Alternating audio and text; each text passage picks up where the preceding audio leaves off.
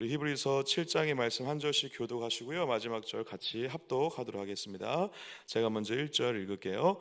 이 멜기세덱은 살렘 왕이요 지극히 높으신 하나님의 제장이라 여러 왕을 쳐서 죽이고 돌아오는 아브라함을 만나 복을 빈 자라.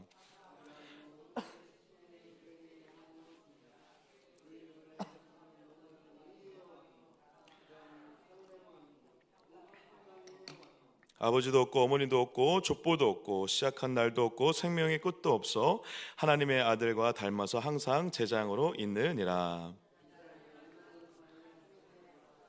아브라함도 노략물 중 10분의 1을 그에게 주었느니라. 레위의 아들들 가운데 제장의 직분을 받은 자들은 율법을 따라 아브라함의 허리에서 난 자라도 자기 형제인 백성에게 10분의 1을 취하라 명령을 받았으나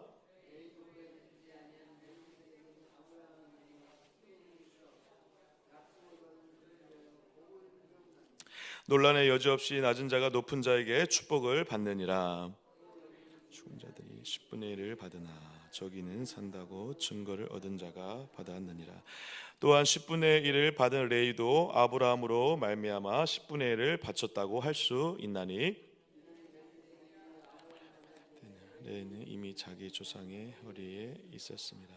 레위 기통의 제사 직분으로 말미암아 온전함을 얻을 수 있었으면 백성이 그 아래에서 율법을 받았으니 어찌하여 아론의 반차를 따르지 않고 멜기세덱의 반차를 따르는 다른 한 제사장을 세울 필요가 있느냐. 바꾸어지리니 이것은 한 사람도 제단 일을 받들지 않는 다른 지파에 속한 자를 가리켜 말한 것이라. 또 나신 것이 분명하도다. 이 지파에는 모세가 제장들에 관하여 말한 것이 하나도 없고 멜기세덱과 같은 별다른 한 제사장이 일어난 것을 보니 더욱 분명하도다. 계명의 법을 따르지 아니하고 오직 불멸의 생명의 능력을 따라 되었으니 증언하기를 내가 영원히 멜기세덱의 반차를 따르는 제사장이라 하였도다. 율법은 아무것도 온전하게 못할지라 이에 더 좋은 소망이 생기니 이것으로 우리가 하나님께 가까이 가느니라. 맹세 없이 된 것이 아니니 그들은 맹세 없이 제장이 되었을 때 오직 예수는 자기에게 말씀하신 이로 말미암아 맹세로 되신 것이라. 주께서 맹세하시고 뉘우치지 아니하시니 내가 영원히 제장이라 하셨도다. 언약의 보증이 되셨느니라.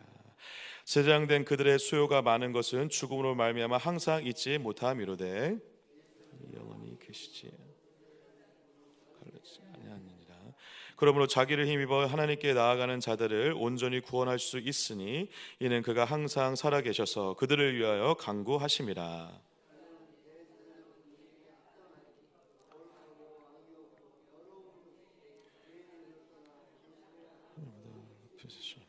그는 저 대제사장들이 먼저 자기 죄를 위하여 다음에 백성의 죄를 위하여 날마다 제사 드리는 것과 같이 할 필요가 없으니 이는 그가 단번에 자기를 드려 이루셨음이라. 같이요.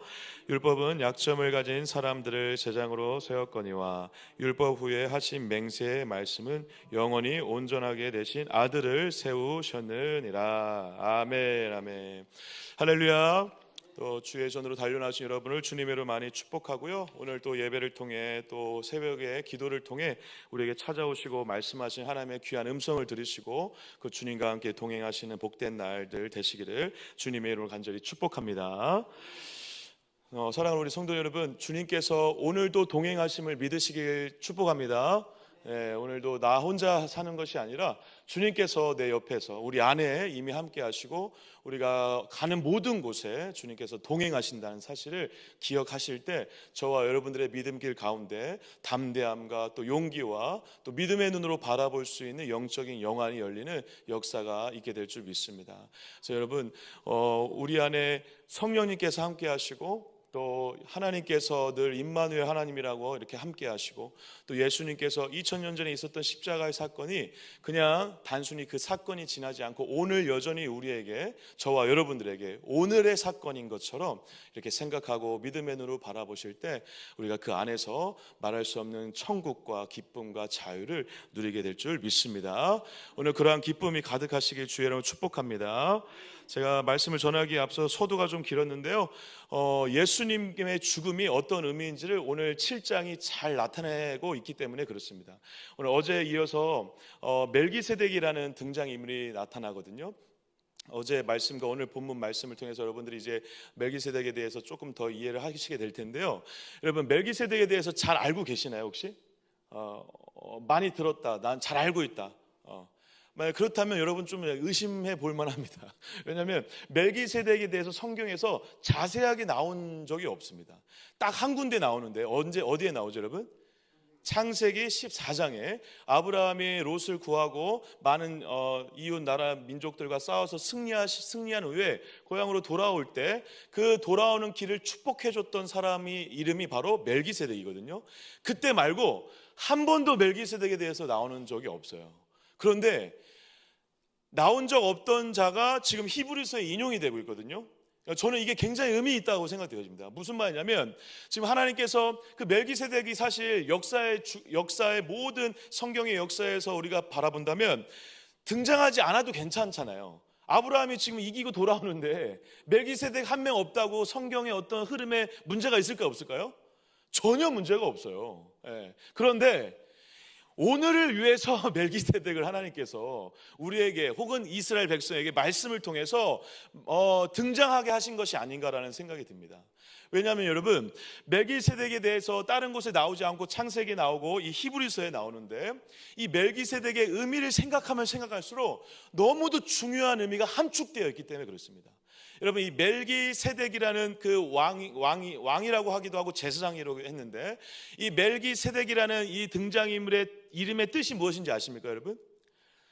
세덱은 이제 ጼ데크라는 말의 어떤 언에서 이렇게 번영이 된 것인데요. ጼ데크가 의거든, 정의, 공의, 의로움 그런 것들을 얘기하거든요. 그리고 멜기는 그 마라크라는 그 왕이라는 의미를 담겨져 있는 그 단어가 변형된 것입니다. 그러니까 무슨 말이냐면 의의 왕이라는 것입니다.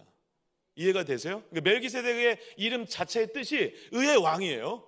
그런데 오늘 멜기세덱을 소개하면서 또 어떤 단어가 나오냐면 1절, 2절 제가 한번 읽어볼게요. 2절 제가 읽겠습니다. 아브라함이 모든 것의 10분의 1을 그에게 나누어 주니라. 그 이름을 해석하면 먼저는 의의 왕이요, 나오죠. 의의 왕이요, 그 다음은 뭐라고 하고 있죠? 살렘 왕이다. 그래서 그때 아브라함에게 왔었던 그 멜기세덱을 실제로 살렘 왕이라고 하는데 그 살렘을 우리가 뭐라고 추측해 볼 수 있냐면 여러분, 살렘이 살롬에 변형된 거잖아요. 그래서 평강의 왕인데 이 살렘이 어디에서 따왔을까요? 지역으로 따지면 여러분들이 잘 알고 있는 예루살렘, 맞아요. 예루살렘의 살렘에서 따온 말이거든요. 이해가 되세요? 그러니까 그래서 그 멜기세덱이 예루살렘 지역에서 온 평강의 왕이고 의의 왕일 것이다 라고 성경에서 해석을 하는 거거든요. 그래서 그것을 이제 구체적으로 이제 2절에 설명을 한 건데, 자 보십시오 여러분. 멜기세덱의 이름의 뜻 자체는 의의 왕이고, 그리고 어떤 왕이다? 평강의 왕, 살렘 왕이에요. 의의 왕이고 평강의 왕, 어디서 많이 들어보지 않으셨습니까 여러분? 예수님이죠, 예수님. 지금 멜기세덱을 통해서 예수님의 어떤 모형과 예수님의 의미를 먼저 그 몇천 년 전에 말씀하셨을 뿐만 아니라 예수님에 대한 이해를 돕기 위해 멜기세덱을 다시 등장시켜서 봐라, 멜기세덱을 통해서 실제로 예수님이 어떤 왕으로 왔는지를 너네들한테 이미 약속으로 주셨고 그게 실제로 이루어진 것이다 라고 말씀하고 있다는 사실입니다.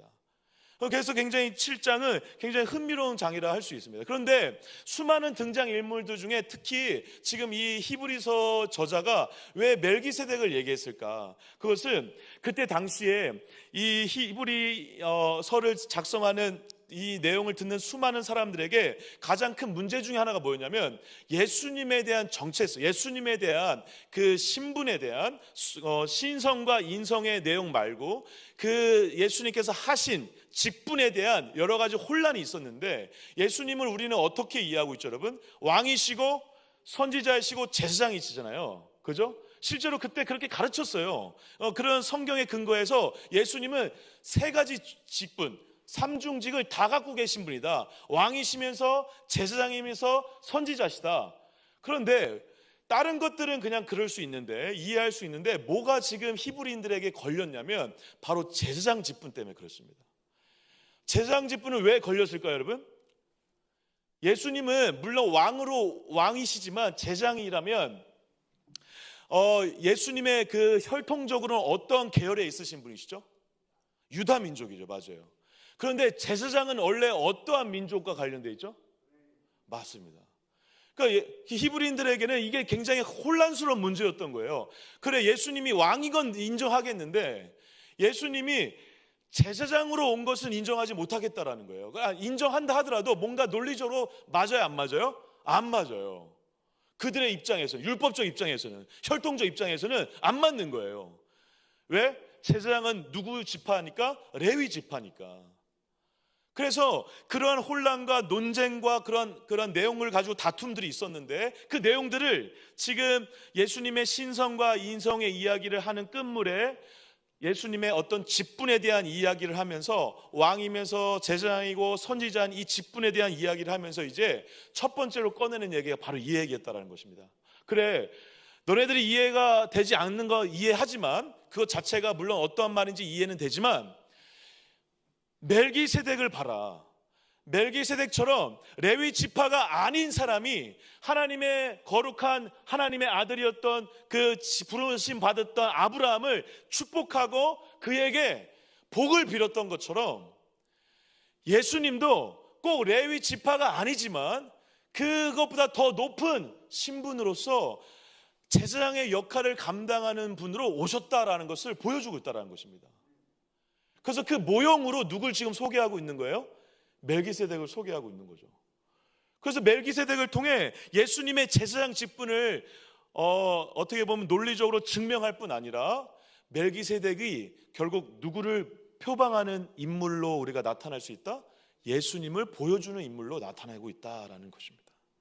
그래서 그 긴 이야기를, 사실 제가 지금 말씀드린 이야기를 6장, 7장 이제 그리고 끝까지 가는 내내 바로 이 부분을 좀 집중적으로 계속 다루고 있다라는 사실이죠. 그 예수님이 제사장의 직분으로서 이 땅에 오신 그 의미가 그럼 어떤 의미가 있냐? 멜기세덱이 가지고 있는 특징과 연결돼 있기도 하면서도 좀 다른 특징이 있는데, 여러분 멜기세덱은 어떤 특징이 있는지 여기에 잘 나와 있거든요. 제가 한번 읽어볼게요. 3절입니다. 아버지도 없고 어머니도 없고 족보도 없고 시작한 날도 없고 생명의 끝도 없이 하나님의 아들과 닮아서 항상 제사장으로 있느니라. 여러분 멜기세덱의 가장 중요한 특징은 아까 말씀드린 왕과 제사장의 역할을 같이 감당했습니다. 그와 동시에 기록이 별로 없어요. 그리고 출생과 죽음에 대한 기록도 없어요.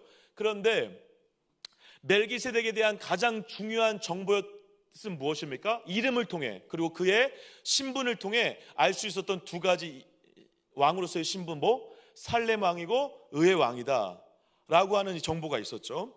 이러한 정보들에 근거해서 지금 예수님의 제사장의 직분을 증명했는데, 예수님은 이 제사장의 직분보다 더 중요한 의미가 있다는 것을 이제 후반절에 설명을 하고 있습니다. 그게 이제 어디 나와 있냐면 20절 한번, 19절 20절 한번 같이 한번 읽어주실까요? 19절 20절 읽겠습니다. 시작. 율법은 아무것도 온전하게 못할지라 이에 더 좋은 소망이 생기니 이것으로 우리가 하나님께 가까이 가느니라. 또 예수께서 제사장이 되신 것은 맹세 없이 된 것이 아니니. 아멘. 여러분 율법과 비교하면서, 율법은 맞아요, 하나님의 말씀이었고 하나님의 약속의 말씀으로서 그 율법에 근거해서 사람들이 제사장의 역할을 감당했거든요. 그런데 지금 이 말씀의 율법에 근거한 것보다 더 중요한 제사장에서의 의미가 있는데, 바로 그것은 뭐냐면 하나님의 약속이 담겨져 있는 제사장이라는 것입니다. 그래서 지금 맹세라는 단어를 썼거든요. 여러분 하나님께서 언제 맹세하시죠?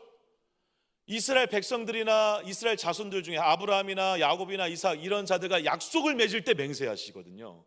내가 다시는 심판하지 않겠다, 내가 너와 약속을 하는데 너가 엄청 많은 사람들의 아버지가 될 것이다 라는 방식으로 약속을 맺을 때 맹세를 하시거든요. 그 맹세에 근거해서 무슨 직분을 지금 감당하시는 것이다? 제사장 직분을 감당하는 것이다. 그러니까 일반 제사장들은 맹세를 하거나 그러진 않았어요. 어떻게 했죠? 혈통적으로 레위의 아론의 반차에 있는 자녀거나 그래서 앞에 나와서 아버지에게 축복받고 바로 제사장 직분을 감당했거든요. 그런데 그것보다 더 위대하시고 그리고 거룩하고 더 성스러운 제사장 직분을 감당하신 예수님은 누구의 약속에 근거해서? 하나님의 약속과 맹세에 근거해서 이 직분을 감당한다는 것입니다. 여러분, 지금 제가 이 약속이라는, 이 언약이라는 단어를 썼는데요, 이게 지금 왜 중요할까요, 여러분? 22절 이제 읽어보겠습니다. 22절 제가 한번 읽어볼게요. 이와 같이 예수는 더 좋은 언약의 보증이 되셨느니라. 이 보증이라는 단어 때문에 그렇습니다. 여러분, 하나님께서 약속하신다는 것은 그 약속은 절대 깨질까요? 안 깨질까요? 안 깨집니다, 여러분. 하나님께서 약속하신 그것은 보증이 되어 있는 거예요. 그것은 인간 편에서는 그 약속을 어길지 모르지만 하나님은 그 약속을 어기신다, 안 어기신다? 어기지 않으신다는 것입니다. 거기 확실한 보증이 담겨져 있다는 거예요. 이 언약의 보증성을 이제 8장, 9장, 10장 가서 얘기를 좀 구체적으로 나눠요. 그래서 이 단어를 일부러 지금 히브리서 7장에서 일부러 언급하고 있는 건데, 핵심은 뭐다?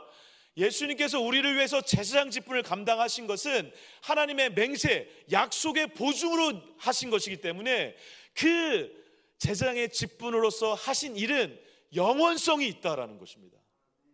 이해되세요? 그래서 그 다음에 이야기를 하는 것입니다. 우리 23절 24절 읽겠습니다. 시작. 제장된 그들의 수요가 많은 것은 죽음으로 말미암아 항상 있지 못함이로되 예수는 영원히 계심으로 그 제사장 직분도 갈리지 아니하느니라. 아멘. 할렐루야. 여러분, 제사장이 하는 역할은 무엇이죠, 여러분?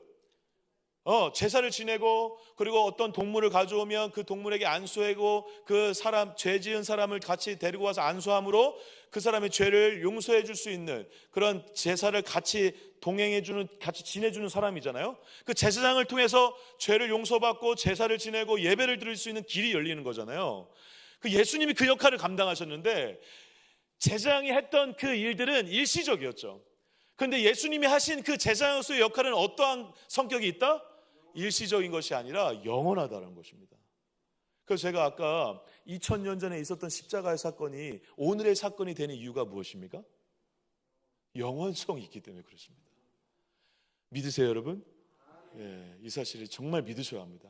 2000년 전에 있었던 사건을 억지로 갖고 오라는 얘기가 아닙니다. 그 사건 자체가, 그리고 그분의 제사장으로서의 역할 자체가 영원성을 담고 있기 때문에, 시공간을 초월하고 있기 때문에 우리의 어떤 여건과 상황에 상관없이, 우리가 자고 있을 때나 죽을 때나 살아있을 때나 어떤 거에 상관없이 하나님께서 예수님을 통해서 하신 영원한 제사장의 역할은, 그 직분은, 그리고 우리의 모든 죄를 사하시는 그 일은 영원성을 담고 있기 때문에 우리가 오늘 어떠한 삶을 살고 있느냐의 여지에 상관없이 하나님의 그 놀라우신 그 은혜로, 죄사함의 은혜로 오늘도 살 수 있는 길이 열린다라는 것입니다. 여러분, 저와 여러분들이 가장 괴롭히는 것 중에 하나가 무엇입니까? 바로 죄의 문제입니다. 의롭지 못하면요, 여러분, 평강도 없습니다. 그래서 여러분, 예수님은 의로운 왕이시지만 평강의 왕이신 이유가 무엇입니까? 의로움이 해결이 돼야 평강할 수 있기 때문에 그렇습니다. 반대로 여러분, 우리가 신앙을 강조할 때 지나치게 어떤 사랑이라든가 좋으면 좋은 거지라고 하면서 어떤 평화로운 거, 화평만 너무 강조하면 의로움에 대한 긴장감을 놓칠 수 있습니다. 반대로 의로움을 너무 강조하면 율법적으로 될 수도 있기 때문에 사랑이나 화평을 너무 경시할 수도 있습니다. 그래서 예수님은 그래서 어떤 왕으로 오신 것입니까? 의의 왕이시면서 평강의 왕으로 오신 것입니다. 이 두 가지가 완전히 하나가 될 때 우리에게 자유와 구원이 완성되는 역사를 누릴 수 있기 때문에 그렇다는 것이죠. 우리의 인생, 오늘도 여러분 살아가는 인생을 생각해 보십시오. 오늘 저와 여러분들에게 예수님의 이름으로, 예수의 피로 모든 것을 용서하신 주님의 은혜로 오늘 산다라는 믿음이 있을 때만이 평화의 길이 열릴 수 있습니다. 그것은 관계도 마찬가지입니다. 여러분, 부모와 관계가 별로 좋지 않은데 오늘 행복할 수 없습니다. 물론 여러분, 부모와의 관계가 어려울 수밖에 없는 그런 여지가 있다는 걸 저도 이해합니다. 저도 그랬던 적이 있기 때문에 그렇습니다. 그리고 형제 간의 관계, 주변 사람과의 관계가 어려운 사람이 있을 수 있습니다. 그런데 여러분, 그 어려운 관계를 예수 안에서 해결하지 못하시면 여러분, 주님 안에서 절대 평화를 누리실 수 없습니다. 관계가 깨졌다는 것은 죄의 문제가 관련되어 있기 때문에 그렇습니다. 어떤 마음의 불편함, 미움, 갈등이 있기 때문에 그렇습니다. 그래서 제가 저는 이제 사역자이기 때문에 아내와의 관계 혹은 저 부모님과의 관계, 이 관계가 약간의 트러블이 생기거나 어려워지면 사역에 여지없이 영향을 줍니다. 저 사역자이기 때문에 그런 것이 아니라 여러분들도 아마 그것을 느낄 것입니다. 관계적 어떤 문제나 어려움이 죄의 문제가 얽혀 있다면 그것으로 인해서 여러분들은 평안을 누리실 수 없습니다. 특히 여러분 부모와의 관계 가운데 부모와의 관계가 어그러져 있는데 행복한 삶을 살 수 있다. 그거 절대 불가능한 일입니다. 생명의 어떤 근원이 되는 부모님과의 관계가, 하나님께서 허락해 주신 부모님과의 관계가 어그러져 있다. 그것은 여러분 말도 안 되는 일입니다. 주님 안에서 행복하고 주님 안에서 자유하고 주님 안에서 천국을 누리려면 주님께서 허락하신 그 안에서 진정한 자유를 누리기 위해서는 모든 관계가 주님 안에서 해결이 돼야 됩니다. 그래야 진짜 행복할 수 있는 거죠. 그런데 물론 지금 당장 해결이 안 돼도 해결되어지는 과정을 그만큼 걸어가야 된다는 사실이죠. 어쨌든 중요한 건 무엇입니까? 의의 왕이시고 평강의 왕으로 오신 예수님께서 그렇게 완전하게 우리에게 자유와 기쁨을 주시기 위해서 그렇게 오신 것처럼 우리도 여러분, 저와 여러분들이 오늘 살아가는 데 있어서 예수님의 그 죽으심이 영원성을 담고 있을 뿐 아니라 그것으로만 온전히 우리가 어떠한 인생을 살아갈 수 있다? 자유와 기쁨과 행복한 평강의 길을 걸어갈 수 있다는 것을 기억하셔야 된다는 사실입니다. 근데 여러분 거기에 이어서 이렇게 덧붙이고 있습니다. 우리 25절 같이 한번 좀 읽어주실까요? 25절입니다. 시작. 그러므로 자기를 힘입어 하나님께 나아가는 자들을 온전히 구원하실 수 있으니 이는 그가 살아계셔서 그들을 위하여 간구하심이라. 아멘. 여기도 나오죠. 자기를 힘입어 하나님께 나아가는 자들을 온전히 뭐 하시기 위해서? 구원하시기 위해서, 온전히 구원하시기 위해서 그 제사장의 영원성의 직분을 감당하신다라는 것입니다. 그런데 여러분 여기서 더 놀라운 것은 예수님이 어떻게 하고 계시는 제사장이냐면, 그래서 중보자 예수님이라고 하시잖아요. 그래서 우리가 기도할 때 예수님의 이름으로 기도하는 이유가 바로 이 이유이거든요. 그가 항상 살아계셔서 그들을 위해서 뭐 하신다? 누구를 위해서 간구한다? 저와 여러분들을 위해서. 그래서 우리가 기도할 때 말씀드린 것처럼 자꾸 누구의 이름으로 기도하는 것입니까? 예수님의 이름으로 기도하는 것입니다. 물론 예수님의 이름으로 기도 못해도 하나님 들으시죠. 맞아요. 그런데 영적인 비밀은 바로 여기에 있습니다. 예수님의 이름을 절대적으로 의지함으로 기도하는 것. 왜? 그분이 우리를 위해서 기도하고 있기 때문에. 그때만이 주님께서 기뻐하시는 온전한 기도의 응답이 이루어질 수 있다라는 것이죠. 그 예수님의 제사장의 직분에 멜기세덱과는 다른, 기존의 제사장들과는 다른 것이 바로 이러한 특징들이 있다라는 것입니다. 어떻게? 하나님과 우리 사이에서 중보자로서 계신다는 사실이죠. 오늘도 예수님께서 우리를 위해서 기도하고 계시다는 사실을 기억하시기 축복합니다. 이것을 기억하시면요 용기가 생겨요. 나를 위해서 예수님이 기도하신다고? 그래, 그럼 나도 기도해야지. 그럼 나도 누군가를 위해서 또 기도해야지. 이런 길을 가게 된다는 사실이죠. 그리고 이제 더 중요한 게 이제 여기 나오는데요. 우리 27절 읽어주실까요? 27절 읽고 정리하도록 하겠습니다. 27절 힘차게 읽어주시죠. 시작. 그는 저 대제사장들이 먼저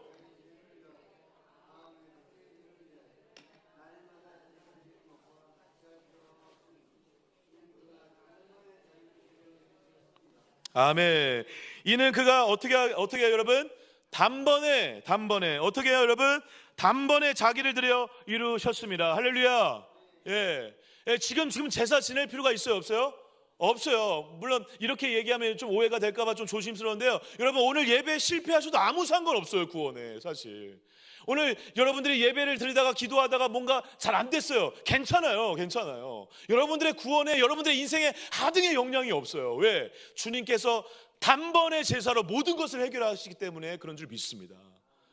그래서 그 예수님의 제사를 단번, 영원성과 단 한 번의 단번성의 이 제사를 통해 모든 제사를 완성하셨기 때문에 우리가 그 예수님의 힘입어 하나님께 나아가는 것이죠. 할렐루야. 그래서 주일 예배 드리면서도 여러분들의 어떠함 때문에 하나님이 예배를 받으시고 안 받으시고 그러지 않으세요. 하나님은 예수님의 이름으로 나아가면 되는 거예요. 할렐루야. 하나님께 나아갈 때는요 예수님의 이름으로 나아가면 되는 것이지, 우리가 열심히 준비하고 노력한 것이 어떤 하나님의 예배에 방해가 될 수 있다, 받고 안 받고의 결정타가 될 수 있다, 저는 그렇게 생각하지 않습니다. 물론 하나님이 열심히 애를 쓰면 기쁘게 생각하시겠죠. 근데 우리의 예배 성패는 어디에 달려있냐면 주님의 이름으로 나아가는 것에 달려있다는 것입니다. 특히 여러분, 저는 이 단번에 자기를 드려라는 이 단어에 제가 어제도 묵상하면서 참 많은 은혜를 받았는데요. 왜냐하면 이 세상에 어떠한 신도 자기를 드린 신은 없습니다. 이해가 되십니까, 여러분? 이 세상에 어떠한 종교도 신이 땅땅거리면서 인간에게 뭔가 요구하거나 네가 잘하면 내가 응답해 줄게, 네가 열심히 불공들이면 내가 대답해 줄게, 그러지 너를 위해서 내가 죽을게, 나를 드릴게 라는 신은 없습니다, 여러분. 근데 오직 하나님만, 오직 예수님만 그 길을 가셨습니다. 그렇게 하셔야만 우리를 살리실 수 있기 때문에 그렇습니다. 그 예수님의 그 십자가의 길이 이런 엄청난 무게가 있는 것입니다, 여러분. 그냥 심심해서 나를 위해서 그냥 죽으셨어, 그 정도의 그런 문제가 아니라는 것입니다. 그래서 여러분, 히브리서를 읽으시면서 예수님이 우리를 위해서 하신 일과 예수님이 어떤 분이신가에 대해 더 깊게 알아가는 시간이 될 때, 그 복음 앞에 설 때, 십자가 앞에 설 때 여러분들의 인생 가운데 은혜가 깊어지는 놀라운 역사가 있을 줄 믿습니다. 그래서 그 예수님 때문에 살고 예수님 때문에 죽는다는 것의 의미가 무엇인지를 깨달아가는 오늘 한 날 되시기를 주의 이름으로 간절히 축복합니다. 예수님께서 영원히 해결하셨습니다. 할렐루야. 그리고 단번에 해결하셨습니다. 할렐루야. 그리고 저와 여러분들을 위해서 자기를 드리셨어요. 이렇게 좋은 하나님과 함께, 이렇게 좋은 예수님과 함께 오늘을 사는 것이 얼마나 기대가 되고 행복합니까? 할렐루야. 저만 기대가 되는 건 아니죠, 여러분. 오늘 저와 여러분들의 인생을 그 예수님이 책임져 주실 거예요. 그리고 아까 말씀드린 것처럼 오늘도 주님은 동행하시고 계십니다. 오늘도 여러분들을 위해서 기도하고 계세요. 그 예수님을 먼저 기억하는 것이 바로 기도할 수 있는 힘이 생기는 비결이고 오늘을 살아갈 수 있는 비결이 될 줄 믿습니다. 오늘 그 예수님이 저와 여러분들에게 자기를 드려 영원히 제사를 완성하신 것처럼 저와 여러분들도 누구에게 우리를 드려 공동체와 가정과 직장을 살리는 아름다운 축복의 통로로 살아가시는 저와 여러분들 되시기를, 멜기세덱과 예수님의 그러한 제사장의 직분을 그 각자의 자리에서 잘 감당하시는 복된 날 되시기를 주의 이름으로 간절히 축복합니다. 기도하겠습니다. 하나님 감사합니다. 나를 위해서 자기를 드리신 예수님의 그 제사장의 놀라운 그 직분을 우리가 더 깊이 묵상할 수 있는 시간을 허락하심에 감사합니다. 예수님의 이 놀라운 일하심이 우리에게 얼마나 영광스럽고 감사한 일인지 다시 한번 깨닫게 하여 주시고, 이 복음을 붙잡고 십자가를 붙잡고 오늘을 살아가는 자들 될 수 있도록 인도하여 주시옵소서. 나의 어떠함이 아니라 주님의 그 제사로, 단번에 그 제사로 모든 것이 해결됐음을 믿음으로 바라보며 그 믿음으로 우리 세상을 이겨내갈 수 있는 우리 모두가 되어질 수 있도록 붙잡아 주시옵소서. 우리 동감교회를 기억하여 주시고 우리 다음 세대 아들과 청년들 기억하여 주시고, 오늘 저녁에 특별히 우리 청년 일부 집회가 있는데 성령 충만하게 은혜 베풀어 주셔서 많은 청년들이 말씀과 찬양을 통해 은혜 받는 시간 될 수 있도록, 새롭게 결단하는 시간 될 수 있도록 역사하여 주시옵소서. 우리 담임 목사님 오늘 입국하십니다. 오늘은 발걸음 가운데 함께해 주시고 사고 없이 잘 한국으로 돌아오실 수 있도록 인도하여 주시옵소서. 우리 이렇게 교회를 위해서, 담임 목사님 위해서 주여 한번 외치고 기도하시고 각자 가지고 나서 기도 제목을 놓고 기도하셔서 돌아갑니다. 주여 한번 외칩니다. 주여